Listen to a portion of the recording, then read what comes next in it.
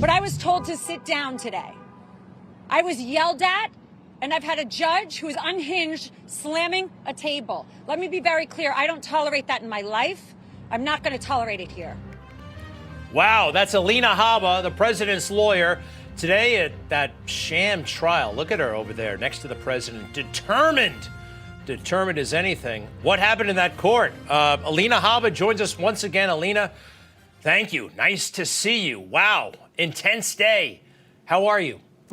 Tired, but I'm great. I'm great. All right, tell us a little bit about what that judge, that was today, that was you. What did the judge say? How did he, what happened there? Well, first, he was cutting off my client because he was giving tremendously accurate and good testimony that explained why their case is a complete and utter sham. And every time he would go into explaining how real estate actually operates and how banks operate that are sophisticated, that haven't been hurt, how much money they made off of the president, off of the loans he took and paid off.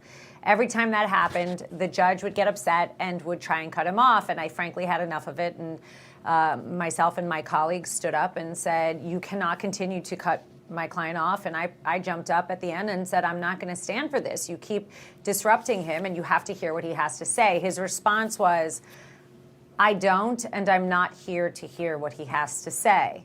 And I think that says it all. It's exactly what we thought. The man, found us liable before we even walked in the courtroom through a motion for summary judgment, before we even had an opportunity to have a witness on the stand or have him listen to our experts.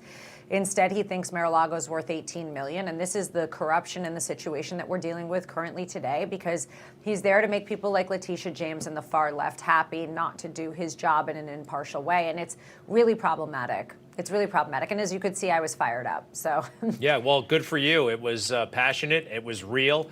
I just saw Letitia James a moment ago. She comes out there and she tries to sound in a certain dignified manner. And I think she's faking it. I think she's a phony. And I think this is actually what she's really like. Here she is, 2018 or so, making what I consider to be a racist statement. Go ahead with that, please.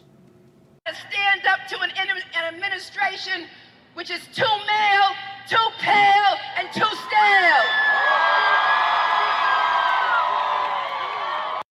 Too male, too pale. You get it? Male and pale, they rhyme. White men, not good. And Scott Stringer just standing there. Tell us a little bit about this prosecutor. Is there anything you know about her that we don't? There's so much that I don't think we could finish my block with going through it. This is a woman who taunted the president but likes to act like she's the victim. She comes out only when there's a Trump affiliate child or, to her, someone who's a C-suite top person. Otherwise, she's not interested in trial. She's never sat at the desk with me. She's never fought it. She's never objected. She's not practicing law. She's just simply there for PR. Some of us can do both. And frankly, she's been saying she was going to go after Trump. That's how she got elected, before she even had the rights or privileges of looking into any New York business. And now she's putting her head into private businesses, which should really scare Americans and New Yorkers. Going and using a commercial statute that's used for commercial fraud against individuals that don't have a voice, against an individual and private company that has made so much money for the state of New York. He has paid hundreds and hundreds of millions of dollars in payroll tax every year. He is literally one of the biggest real estate developers in the world, let alone New York, and changed the skyline himself.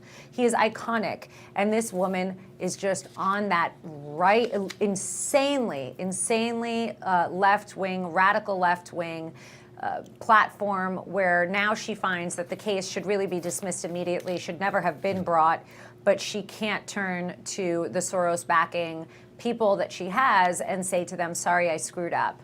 And I should probably dismiss this case. And that, I think, is what we're going to see. And that's my warning to all of these hack cases. Pay attention to what's happening in this trial. Miss James is desperate. It is desperate. The judge is yelling at the attorneys to sit down because he doesn't like the testimony, trying to cut my client off, because when we get a chance to speak, the truth is not pretty for them. It's honest. It's fair. They're a great company. They're worth a lot more than the statements of financial condition said. And it's not good for her politics, and it's great for his. And that's the truth, and the truth hurts. Here is Letitia James talking about real estate. She doesn't know much about real estate, but here she is talking about 40 Wall Street, a building that I know well, actually. I used to live not very far away, about a quarter of a mile. Take a look. They received a series of bank-ordered appraisals for the commercial property at 40 Wall Street in New York City that calculated the value of the property at $200 million as of August 2010 and $220 million as of November 2012. Yet, in his 2011 statement, Mr. Trump listed 40 Wall Street with a value of $524 million, which increased to $530 million over the next 2 years. Well, the thing is, 40 Wall Street, let's go ahead and put it up on the screen if we could. Iconic property, 72 stories tall. Okay, great. Let me see the valuation of it. She said it was worth, according to the, well, Donald Trump said it was $524 million. She said it was worth $200 million, according to the appraisers. But we ran the comps, Alina, and guess what?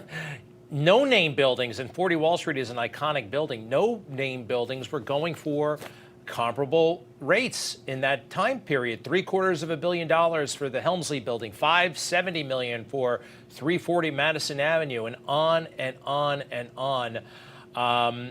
She doesn't know what she's talking about. No, she's just not that bright. I'm sorry. I have to say it. I've seen their case. I've seen their lawyers. They don't know what they're talking about.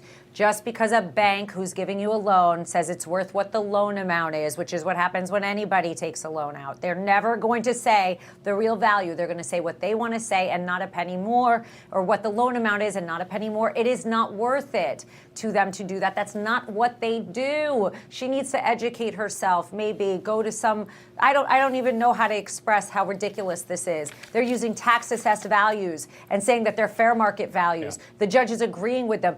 It's like being in a circus with a bunch of, what I want to say I can't say on TV, but it's crazy. You know, it's just ridiculous. Anybody with a brain understands that this is just completely insane. And you know what? People have a brain, because look at how Trump is doing in the polls. That's they right. have a brain. He has the people on his side, and this is imploding. This stunt, this and all the others, it's not working. Thanks in large part to people like you, Alina Habba, president's lawyer and spokesperson. Good luck. Keep it up. Thank you. You bet.